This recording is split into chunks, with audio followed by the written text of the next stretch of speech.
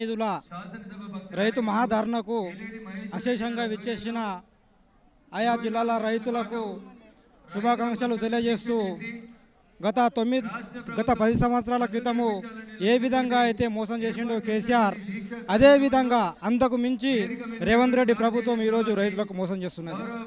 ఎందుకోసం అంటే మనకు రైతు రుణమాఫీ అని చెప్పేసిండు.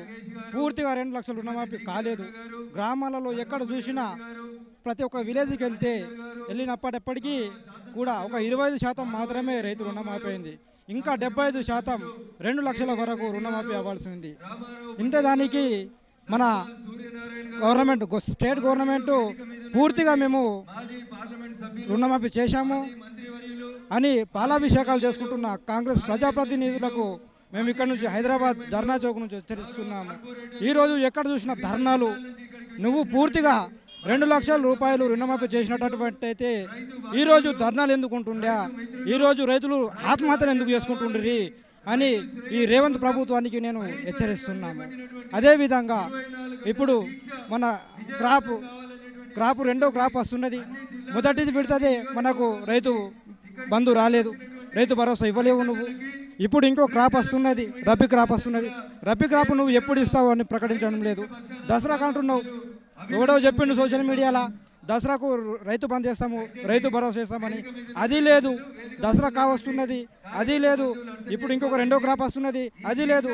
నువ్వు మీ మాయా మాటలకు గత ఉన్న ప్రభుత్వాలు మాయా మాటలు చెప్తే నువ్వు అంతకన్నా ఎక్కువ మాయా మాటలు చెప్తున్నావు. కాబట్టి రేవంత్ సర్కార్ మీకు 1 సంవత్సరం అయిపోయింది, ఇంకా 4 సంవత్సరాలు ఉన్నాయి.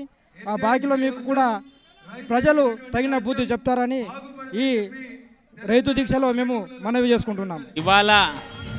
ఇవాళ తెలంగాణ ఎత్తున బీజేపీ దీక్ష చేయబడింది. ఎందుకంటే రోజు చూస్తున్నాం కాంగ్రెస్ ప్రభుత్వం రేవంత్ రెడ్డి గారు చెప్పింది ఏంటంటే అందరికీ రుణమాఫీ చేసినా అని చెప్తున్నాడు.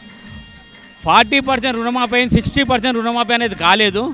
అలాగే ఆయన ఇచ్చిన వాదాలు ఏది కూడా కంప్లీట్ కాలేదు. నిరుద్యోగ వృత్తి ఇస్తాను ఇంతవరకు ఇవ్వలే. మహిళలకు ప్రతి ఒక్కరికి 1500, 2500 ఇస్తాను, అది ఇవ్వలే. ఈ ఓల్డేజ్ పెన్షన్స్ అన్నీ కూడా డబల్ చేస్తాను, ఏది ఇవ్వలే. ఏది చేయకుండా గద్దె మీద ఎక్కి ఆయన ఎంతెంత ఆడుకోవాలన్నా ఎంతెంత ఈ ప్రభుత్వం ఏవి ప్రతి ఒక్కటి రియల్ ఎస్టేట్ ఎంతెంత చేయాలో అనుకోకుండా ఆయన తమ్ముళ్ళు కలిసి ఎంత కామాంచాలో అంత కామాంచు. ఎప్పుడు ఉంటాడో ఎప్పుడు పోతాడో తెలియదు. కాబట్టి ఇష్టం ఉన్నంతగా అవినీతి చేస్తున్నారు. ఖచ్చితంగా బీజేపీ గవర్నమెంట్ ఖచ్చితంగా నెక్స్ట్ వచ్చే విధంగా గద్దెనెక్తాము. బీజేపీ గవర్నమెంట్ అనే పాలన ఏందో అనేది చూపిస్తాం.